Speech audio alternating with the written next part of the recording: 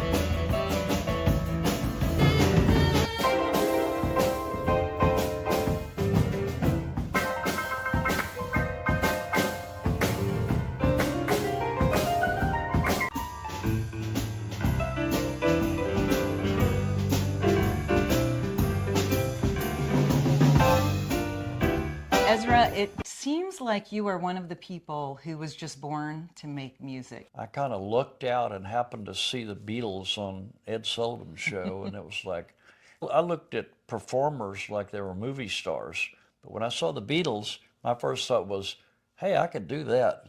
Boy, was I wrong. You know, we all thought the same thing. We could just have a band and write songs, and it was a great life. And so during the late 60s, I was in college and I had a Beatle type band. And I just never stopped playing. I've also had a background as a technical person. My father had some technical abilities, and I went to school, majored in electrical engineering, because I wanted to be an inventor. Yeah. And it worked. I was an inventor. That you did become an inventor, but you were in a band as a child with the Winter Brothers. Well, how did that come about? When I was 14, these two boys came to my junior high school for the first time because they had been in schools for the handicapped. They showed up, and it was Johnny and Edgar Winter. Johnny and I were both in the 9th grade, and Edgar was in 7th grade. And as soon as I saw them playing some talent shows early in the school year, I thought, boy, there's going to be a band. And so I managed to meet Johnny, and I actually had to audition for him. Yeah. And they were in a handicap school just for albinism? Albinos are almost blind. Yeah. There's no color in their eyes. So if you could imagine, your eyes were dilated all the time. Okay. They read books, they have to go like this and read it like 2 inches away. Yeah. And they can never drive or do normal stuff. Yeah. But boy, could they play music. Yeah. They were from a fairly to-do family, and when I got in the band with him, we would rehearse at his house. He lived in a mansion, and the 3rd floor was a ballroom, and we would rehearse there, and it seemed like he was as good then as he is now. He knew every Chuck Berry song exactly like the record. He played it. He was heavily steeped in Louisiana blues rock. Yeah. I'd go over to his house, and he'd be getting shipments of 45 records from obscure record labels. And he would listen to every single one of them. He loved blues and black music. And I played in that band with Johnny, And Edgar also played guitar at that time in that band, and I played piano, Okay. and we had a drummer. The most fun part was we would be hired to play at proms, and they would have, for the music, they would have like a Glenn Miller style orchestra, and they'd hire us to play the breaks when they'd take a break. We'd play the first break, and the kids at the prom would say, "Get rid of that orchestra. We want these guys to play the whole time." And that happened over and over. Yeah, that's fun. What do you think it was that made you want to be a musician? I know it was before the Beatles, and I know most musicians of the era say when they saw the Beatles, they were like hooked. But it sounds like you came from a musical union, and seems like it was just in your blood. You know, when, So when just you always love part of your music, life. loving music is like loving a person. You can't explain it, it just happens. Yeah. My earliest memories of thinking about being a musician was watching the Lawrence Welk show. Yeah. I'm thinking, oh, I could play in the Lawrence Welk Orchestra. That legitimized to me music as a profession. But then as I grew up, I lost that idea because I was from a regular middle class family, and nobody knew anybody that actually was a musician, Yeah.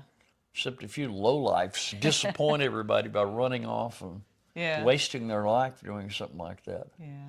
So all the time I was in college, going to college to me was something I could do to give me an excuse to be a musician. I stayed in college till I was 24 years old. Did you? Just as an excuse to have a legitimate reason to be able to play in a band. That made your parents happy. My mother wanted me to be a PhD graduate, be Dr. Helpinstill, and that's my last name, by the way. And she was very opposed to me being a professional musician. Yeah. What era was that in the In the early 70s, 70s? early 70s. Yeah. It's a fascinating part of your book, Backstories. Very good read, very interesting because you had a lot of contact with a lot of the stars of the day through your creation, the piano pickup. So explain why that was a necessary thing back in the 70s. Most people don't realize you can't use a microphone to make a piano louder. You can't play piano in a band and compete with electric guitars. And so I played on electric pianos, and an electric piano is a toy compared to guitar players have a true musical instrument. Right.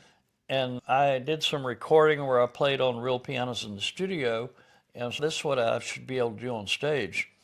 So I got this idea that I thought of my perfect instrument would be like a small grand piano, but you could plug it into an amplifier. Right. So I thought, I'll just get a small grand piano and put guitar pickups in it, and I'll be like the Jimi Hendrix of the keyboards. And so I actually did that, and the first time I built it and plugged it into an amplifier, I was actually disappointed that it didn't sound weird at all. It just sounded exactly like a piano. Oh, yeah. But it could be as loud as you wanted. And it had the immediacy and the power of electric guitars. And so the end result was, after a year of using this thing and people saying, "You're the best piano player we ever heard," I realized a lot of that had to be the fact that they could hear me. They could hear you. How did Little Richard and your predecessors do it? Did they just not They mic just it, or- had they just had inferior live performances. Yeah. Jerry Lee Lewis created rock piano, rock and roll piano, and all those people. When you'd go to see them, you couldn't really hear the piano. People were imagining what it sounded like from knowing their records.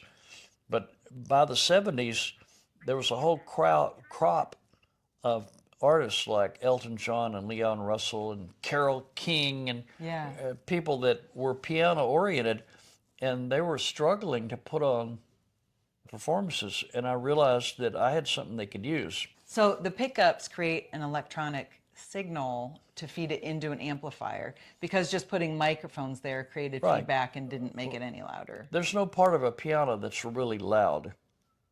You could put a microphone there, but there's no spot you could put it to where you could turn them. If you've ever had anybody come up to you in a concert and try to talk into your ear, you realize how loud a voice can I be. hate that. I And hate that's it. what people are putting into microphones. It's Yeah. incredibly loud at its source. There's no spot on a piano you could put your ear and it would hurt your ear. So by definition, you can't use a microphone to make a piano louder. And plus the electric guitar has a sense of presence and immediacy that you can't get with any other instrument until now. Now you can do that with the piano thanks to my thing. And it's just amazing that it doesn't sound like a guitar. It sounds like the piano. The way a piano works is you have strings, they're connected to a soundboard, and when you play, the soundboard is what couples those little strings to the air. If you go in and monitor what the strings are doing and connect that through an amplifier to a speaker, the speaker becomes the new soundboard. Okay. And there's no feedback loop there, so you can turn it up as loud as you want, just like with the guitar. It would feed back eventually. People use guitars and make them feed back, but in the main, it's pretty much as loud as you would ever want. Yeah. And we can do that with pianos thanks to my thing. So your original prototype, you said you used guitar pickups. How did No, you I create made it? pickups from scratch. Oh, okay. It's just a coil of wire and a magnet. Okay. And I use 6 about this big to cover the whole. You have to have them over every string. Okay. Yeah. And then you connect them all together. And the ones eventually I'll refine that down to where we now cover the whole piano with only 3 pickups. Okay. The bass region, the middle region, and the high notes. But every string has to have a pickup. It sounds revolutionary in the music industry. People must have been excited to have it. Who was your first customer? After I took the one off my piano and thought I could sell it, I looked in my Circus magazine and I saw that Elton John was going to play in Dallas. That's not too far away. And I thought, let me take it and show it to them. And I went to Dallas and I got backstage somehow right before the concert. And I had this thing 4 feet long with wires dangling off. I said, how would you like to try that? And they said, that's great, but we're fixing to go on stage. That was on a Sunday night. They said, next Wednesday, we're going to be in College Station at Texas A&M to play a concert. You want to show up in the afternoon, we'll try it out. So I showed up at College Station and put it on their piano for them. They were using the same piano rented every night, a 9-foot Steinway. And so once you had something that would fit that one, you could use it on any 9-foot Steinway, obviously, but it was adjustable, so you could move it around. I showed up and put it on the piano, and then I went out to eat supper before the concert. I was sitting there with my wife thinking, maybe we ought to show this to somebody in Houston first instead of going to Elton John. But we went to the concert, and it was knocked out glorious, and they bought it on the spot. And eventually they bought another one a month or so later before they went home because they wanted a backup. Did you personally talk to Elton John about it? Not really. I just talked to engineers and sound guys.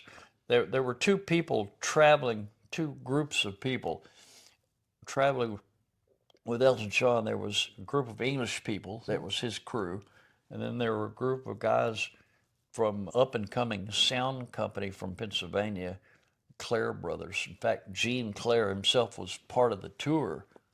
And there was a rivalry feeling there between those guys and me. Who is this guy? He's from the outside. But it was overwhelmingly a success.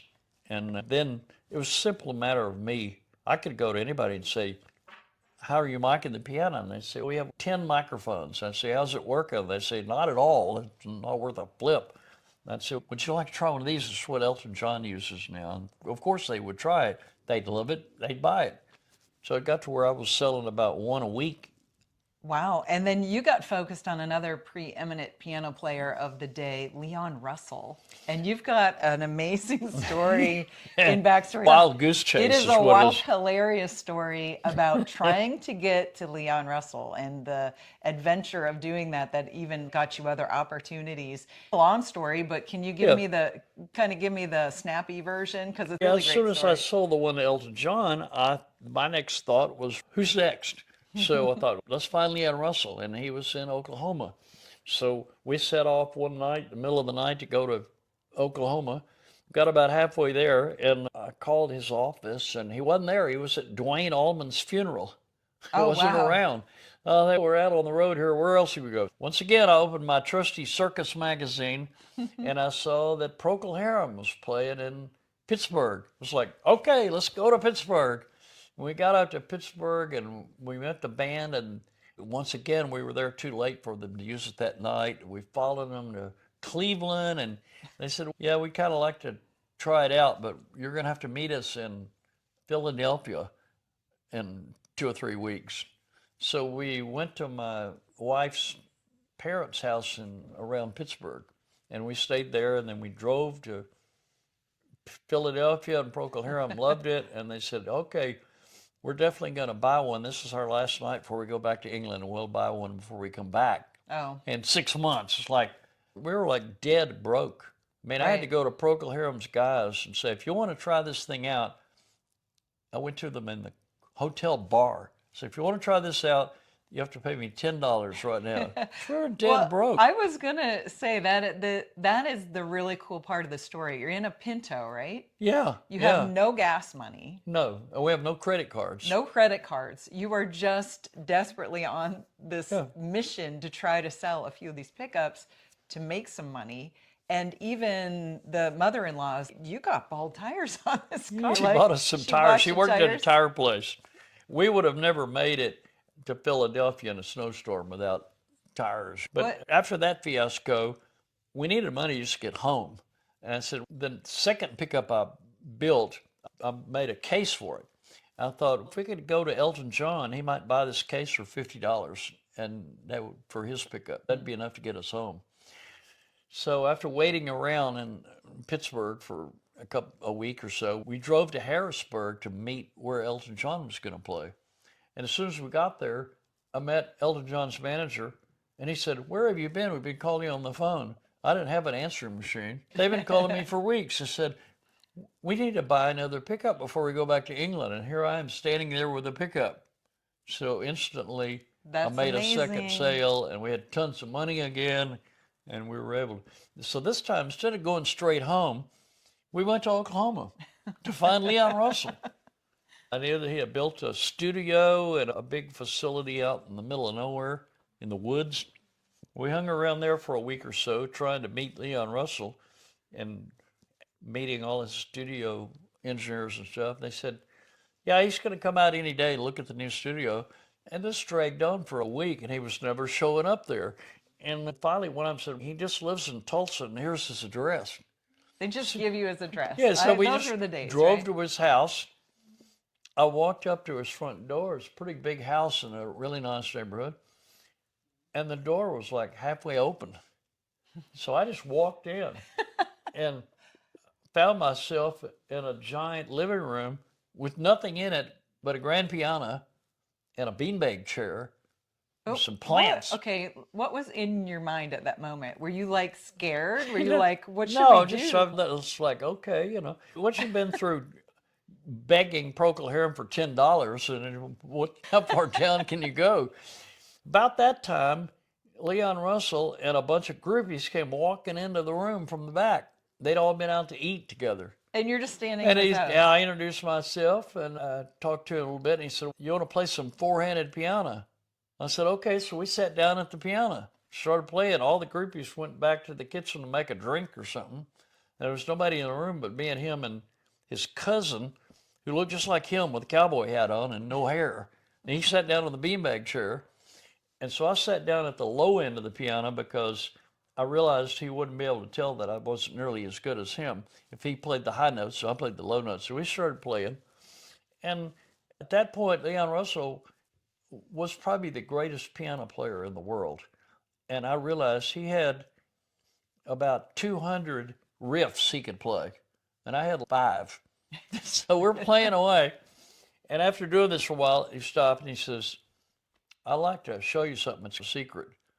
And his cousin sat up like, you're not going to show him that, are you? And so I'm like on the edge of my seat.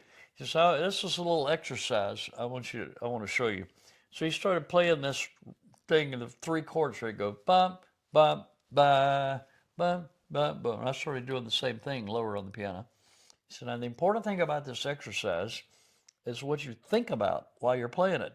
I want you to just keep playing this, and I want you to concentrate on every note you're playing, very totally focus on what you're doing. So we did that for a couple of minutes. And he said, now I want you to let your mind wander and not think about it at all. Don't think about what you're doing, but just keep playing. And so we kept playing, and I'm like thinking about everything. And he says, now here's the secret. I want you to try to make your mind get in between thinking about exactly what you're doing and not thinking about it at all. And we could get in that middle point, you'll be ready to play concerts for 20,000 people. And he says, I figure this lesson's worth about $50,000. And I thought that was a bargain because that's only $2.50 a person that you're going to play for. And so after a while, I didn't have a piano pickup to sell him because we'd sold it to Elton John. I'd explained that to him. He was like, what are you doing here trying to sell me a piano pickup? You don't have one? I said, we'll get together later. And I just have to owe you the money. And that was the secret he told me. Yeah. And about 10 years later, I went to a club and he was playing at in Houston. And I went backstage into the dressing room. There was all these people there. And he stood up from a couch and walked over to me and he says, where's my $60,000? I said, I thought it was $50,000. He says, after all this time, the interest is starting to mount up. So we got a big laugh out of that. I love it. So what's he like? I dug into him a little bit, found him later in life, didn't realize how crucial he was to music back in the day. Yeah. He went obscure, and then it was Elton John who brought him out of retirement and got him Yeah, into I the Rock watched and Roll Hall of that Fame and all that. That was Rock very and Roll touching. Hall of Fame induction where Yeah. Elton John arranged that, and he talks about So him. how did you experience him? What was he like? First of all, he's the most powerful personality you can imagine. When he's in a room, it's like he's a bright light bulb and everybody else is staring at him. Yeah. He has an incredibly powerful personality. And he could just sit there and not say anything or do anything, but everybody's focused on him all the time. Yeah. What do you think that was? What was that I personal don't power know. about? He's just one of those people. You have your Abraham Lincoln kind of people that just generate that kind of energy. Yeah. And of course, he was a brilliant musician, and his background led him to that point where he'd accidentally focused on the piano. He's also a really good guitar player. Yeah. What do you think he was getting at when he told you about not thinking about it? It's a zone. You have It's to a get in the zone. zone. Yeah. He rolled out a TV at a really expensive early video recorder and showed me a concert where he's playing, and he's talking to me and talking to his cousin, you know what I'm saying? Okay, at this point, you see what I did here? It's like he was into his kind of gospel, almost being like a preacher almost, and controlling the crowd with how he manipulated what they were focused on, and very complicated performing rituals that he did. It's a fantastic story. That's all I have to say about it. Now, from there, your company took off. There are... Yeah, as soon as I sold the thing to Elton John, I was interested in becoming a songwriter. So I spent the next decade of the 70s exploring this whole piano pickup business and learning how to be a songwriter on my own. Doing a little bit of playing. I had a musical partnership with my wife at the time. And boy, we got this close to getting a real record deal in the mid-70s. Oh, did you? We had met a guy who managed to Captain Tennille, and he saw us as a bluesy version of that. And he worked with us. At one point, we sat in office of the guy, his name was Eddie Tickner. He had managed Emmylou Harris and a bunch of people. We sat in his office. He said, I've heard your tapes. I love your stuff. I want to manage you. I can get you a record deal. How'd you feel at that point? I figured like we had finally made it. Yeah. We got back to Houston, and I get a call a week later from the manager guy that was helping us. And he said, Eddie's been listening to your tapes, and he's decided he doesn't like the lyrics. And my wife was writing the lyrics, and I was writing the music. So he passed on us. And that was the closest we got. Yeah. We kept on for another 3, 4, 5 years, but we should have stopped that musical effort. After that, then I became a solo artist, and we got divorced, and I stopped wasting my time with her. At one point, you had an opportunity to meet Hoyt Axton. Tell me about that. During that period of time, we were going to California a lot, and we went to the Palomino Club, and Hoyt Axton was there, and we'd seen him play in Houston. My first wife was beautiful and charismatic and a great performer, and she could meet anybody. Anybody she ever met was like, wow, this is the girl I've been looking for my whole life. And they take one look at me and say, and she's available. And so we had met Hoyt Axton, and we were at the Palomino Club, and his piano player got drunk and was saying all kind of stuff in the microphone, and they couldn't get the piano to work right. It was feeding back, so he didn't have a pickup. We got back to Houston, and Hoyt called and said, I want you and your old lady to be in my band. And okay, so the next day we had to fly back to California, and he had to pay for it. And we were in this band for 3 or 4 or 5 months. I don't know how long. He had a band he always had 3 chick singers, one of whom would be his old lady. And then Nicolette Larson was the other singer, and then my wife was one of the singers. And we played all over California and toured around in a bus. That taught me why I wouldn't want to play in a band that toured on a bus. It Yeah, was was it terrible. rough? And at some point, I don't know, I don't know what kind of a run-in he had with my wife. Maybe it's because he wasn't making any time with her. He called me up and says, I can't play with your old lady anymore, but I want you in the band. I was like, I can't do that. I can't just play in your band and tell my wife to go away. Well, So I had to so get you out. don't know what transpired. Either I he have was no like idea. uncontrollably attracted to her, or something happened, I or you have don't no know. idea whether. Did you I ever don't ask think her? they were doing anything, huh? Did you ever ask her? Her? Yeah. She didn't know. Oh, so nothing. But He probably was just enamored with her and distracted. we were in California at one point. The very next pickup I sold after the one I sold, the 2 I sold to Elton John, I started a company and started making a real product and have it look like a real product, like came out of a factory. We sold one in Houston, Neil Young's tour. So we're out in California a couple of months later, and I noticed in the paper they were playing at the Anaheim Convention Center. So we went out there one night, and they had a recording truck that was following Neil Young's tour around and recording. I went to the recording truck behind the auditorium and went in the truck. They were like, hey, man, what are you doing here? They'd only met me one night in Houston. And they said, what was your first name anyway? Because I had used my last name, Helpinstill, as the brand for the product. And I said, it's Charles. And they said, gosh, nobody can remember your first name. We've been calling the piano pickup the Helpinstill, and we needed something to call you so we could differentiate between you and the pickup. And Neil said he thought he remembered that you had said your first name was Ezra. And I'm sure that was just the most whimsical name he could think of on the spot. I never forgot that. About 10 years later, I realized if I was going to be a solo performer, that Charlie Helpinstill was not a good stage name.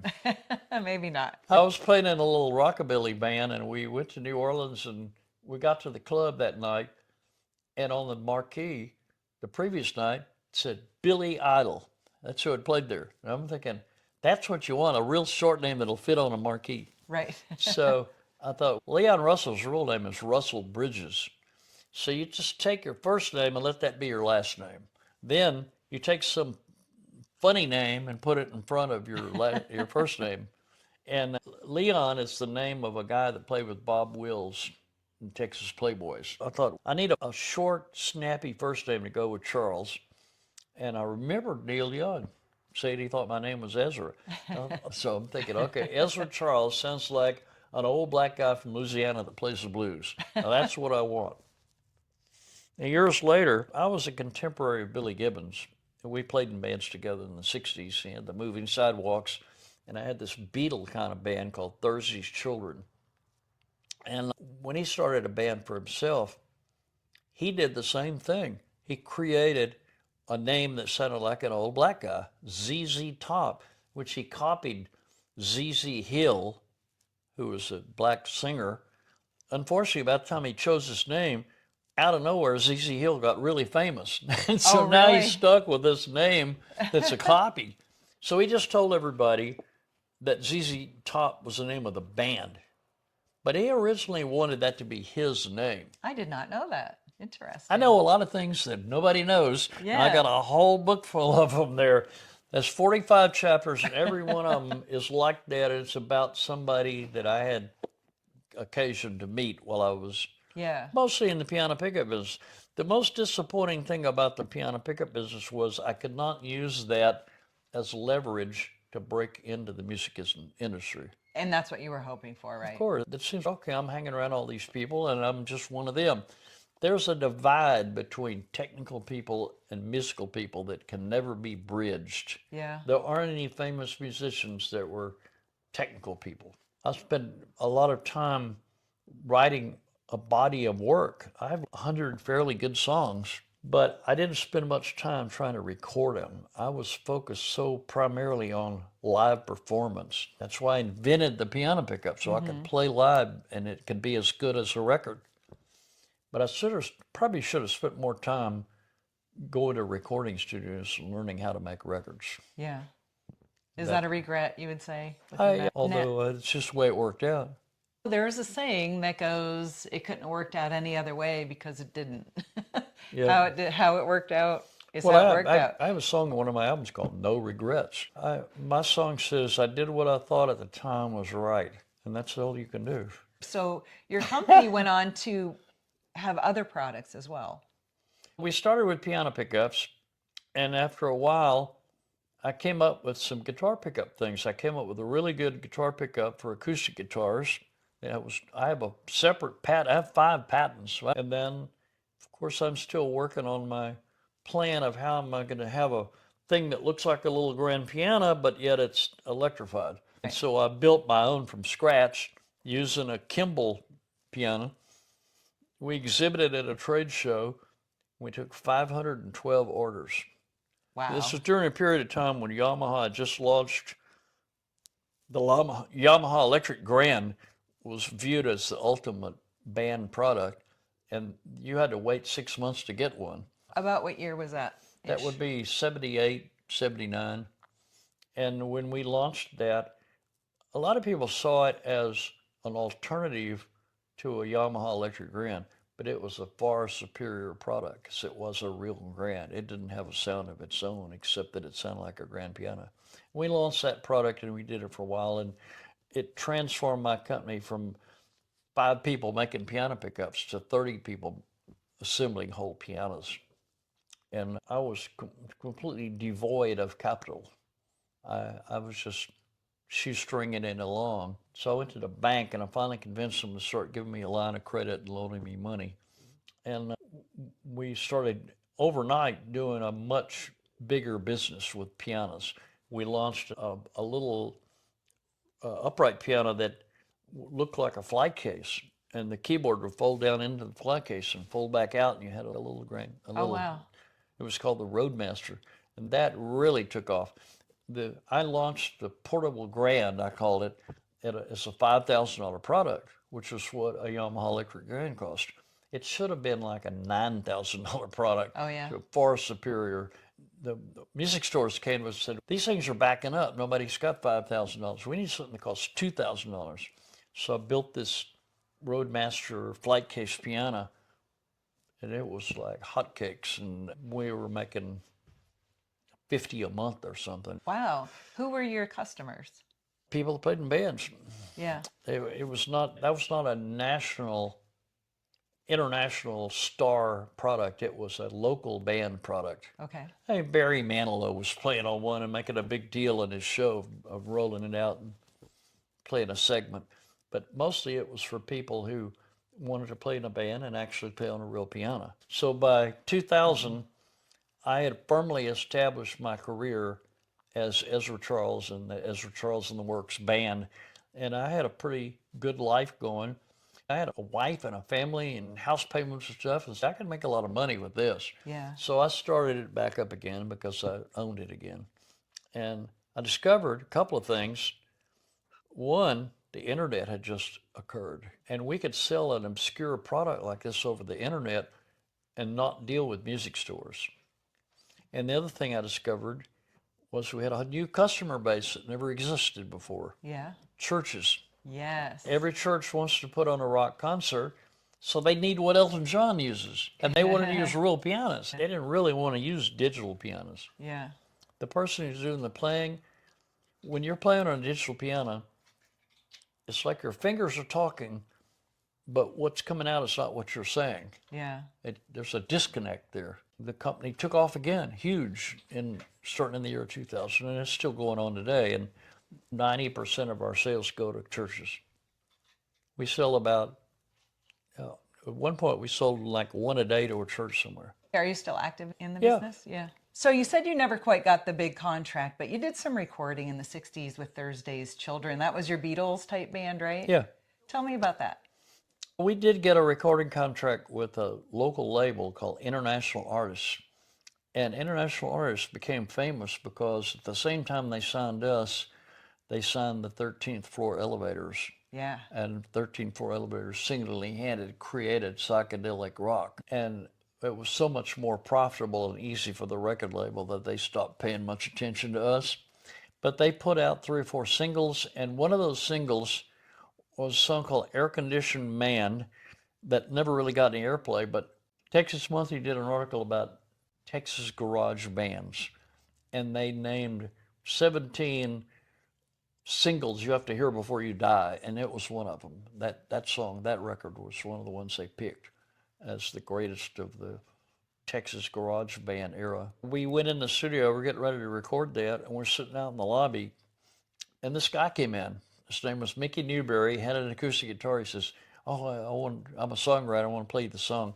And he played the song, just dropped in to see what condition my condition was in. And we patiently listened to him, and we thought, that's clever. We're like the Beatles. We write our own music. We're not going to record somebody's song that just walked He offered in. you that song, and you were like, nah. No, that wasn't really our style. Yeah. And so Kenny Rogers recorded it. Of course, that launched his career. Yeah. Ezra, you've met a lot of great musicians in your lifetime, a lot of people that we all know. Is there anybody who stands out as somebody who you really either admired as a musician or a person, maybe something we don't know about them? There's a whole book about it. I met Carl Perkins, really made an impression on me because I went to one of his shows and I had lost my company at that point, and I had another invention that was a drum riser. And it sounds like nothing, but it was cool. And so I thought, Carl Perkins, his son was a drummer. It's like my son. And I thought, I'm going to give him one of these drum risers and make an endorsement campaign. So I went to see him at a very small club in Houston. This would have been about 1980. And he showed up with his band at a strip center rock club. And I went out on stage. And he realized immediately that none of the people in the audience knew who he was. Oh. And I'm sitting there thinking, there are people in England that would give their right arm to be here right now. He went out and he apologized to the crowd and tried to put on the best show he could to entertain them. And I was so impressed with that. This is the man that wrote Blue Suede Shoes, and none of these people know who he is. Wow. After that, I abandoned the whole drum riser company because the Ezra Charles thing took off. I didn't have to do that. Yeah, let's talk about that. You are one of the most popular bands in the region, have been for several years. I just kept polishing my songwriting abilities and writing the kind of songs that I like. One of the most interesting things we did for me was we used to send out postcards to people on our mailing list to show them where we were playing. So at one point we decided we will put a questionnaire in with the mailing list postcard. And we said, you have to fill this out or we'll take you off our mailing list. We got all these questionnaires back with the questions, and one of the questions was, what's your favorite Ezra Charles song? And we got 19 different answers. Wow. Various people would say, this is my favorite Ezra Charles song. And then we tabulated this, and there was 19 different songs. That's a pretty powerful body of work. And that was in the mid-90s, and I had not written half my music that I have today. Yeah. I can't think of very many bands that would have 19 different songs for each one of those would be somebody's favorite. That's a pretty limited group. You got the Beatles and the Who and the Stones, and I don't know, it thins out pretty quick. You've made a whole career out of just writing, hanging in there, playing the music just out of love for it. And you're so popular in Houston. A lot of great music has come out of Houston. A lot of great music has come out of Texas. I've been hanging out here for my rock and roll travel show. So much great music is right here. Yeah. And I never really thought about it too much till I came, but there are so many influences from the German culture. There was a huge German settlement here in the 1800s. The influence of the Mexican music, the blues, country music, like Texas is just a hotbed for great music. How has that all affected you throughout your life? There's a category they call now Americana, which is roots music.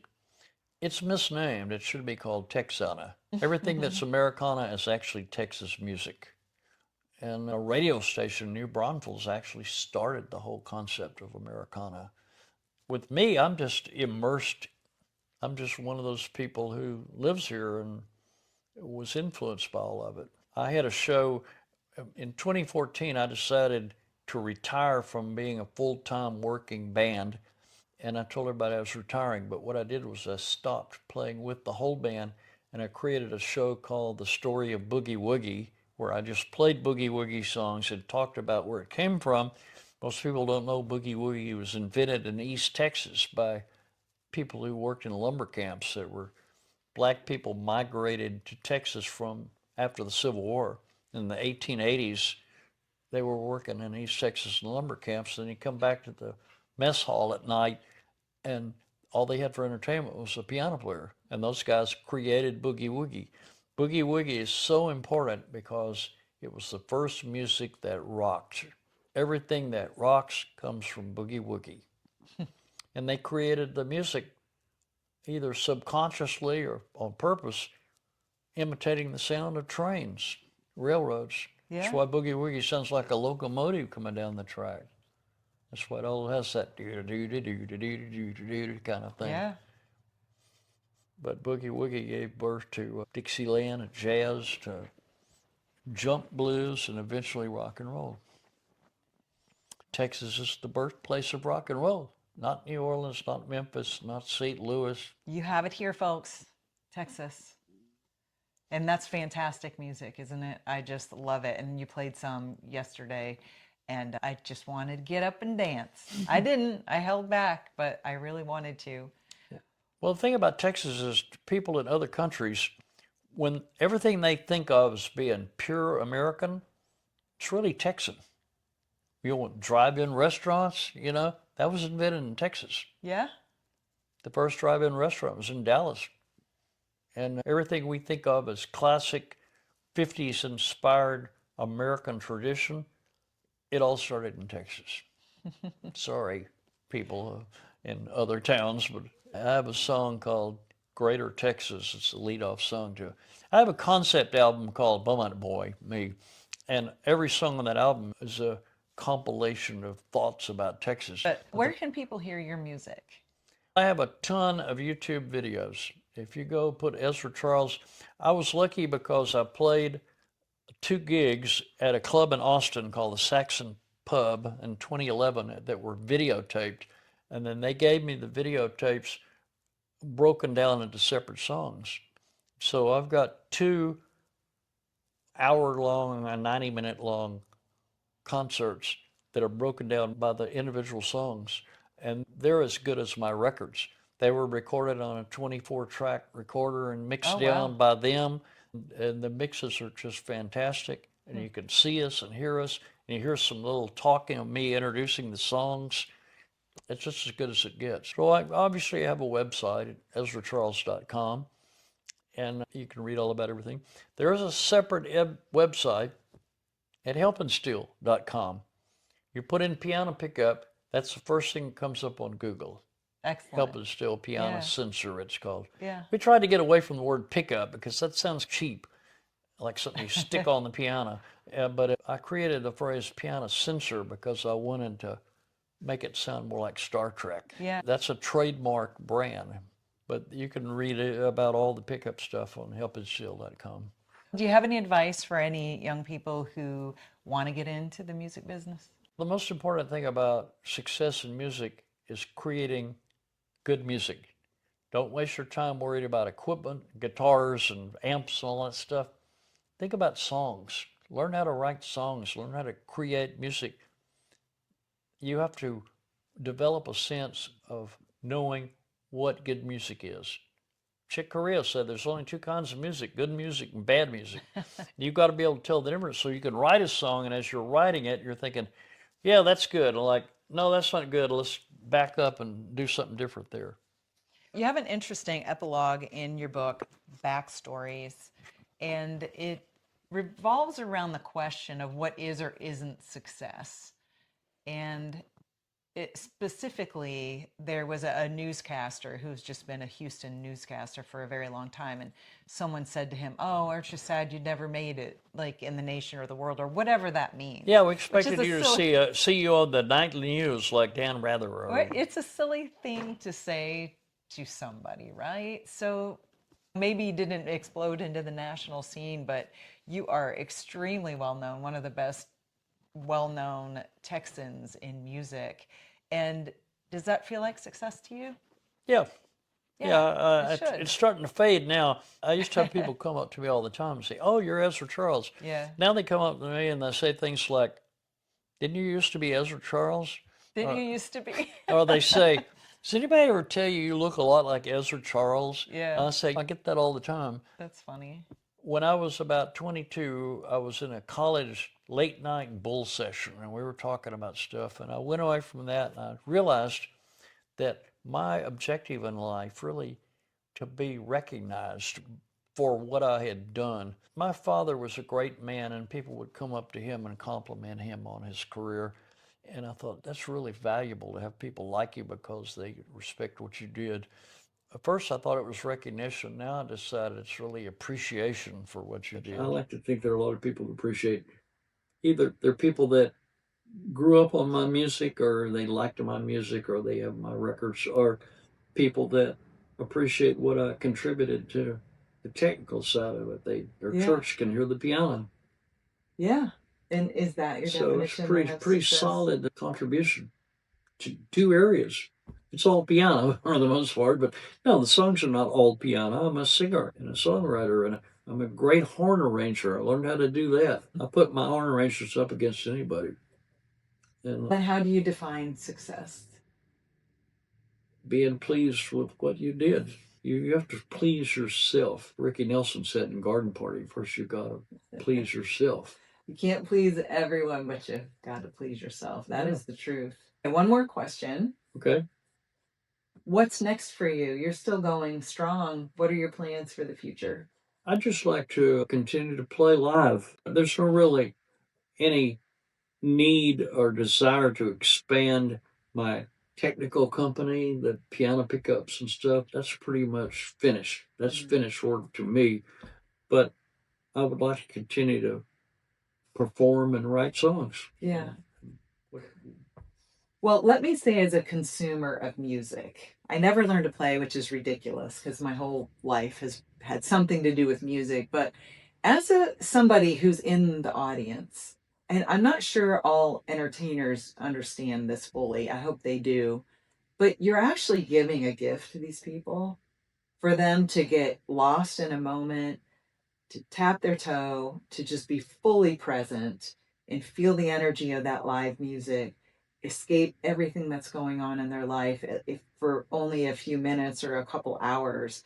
To me, because those moments have made my life so much better and saved me in so many ways, it truly is a gift that you're giving to the people who are absorbing that energy and it's taking them to other vibrational levels. And I think it is one of the most impactful things a human can do in this human experience. I really do. I don't know if you know this, but Albert Schweitzer once said, without music, life would be a mistake. I agree fully. Yeah. Wholeheartedly agree with that. Ezra, it has been a real pleasure to meet you. Thank you for telling me your story and giving me your time. I appreciate it very much. Thank you for telling people about me. I hope they'll all go to YouTube and Spotify and download my music. It's great music, folks. Trust me. Thanks, Ezra. All right. Thank you.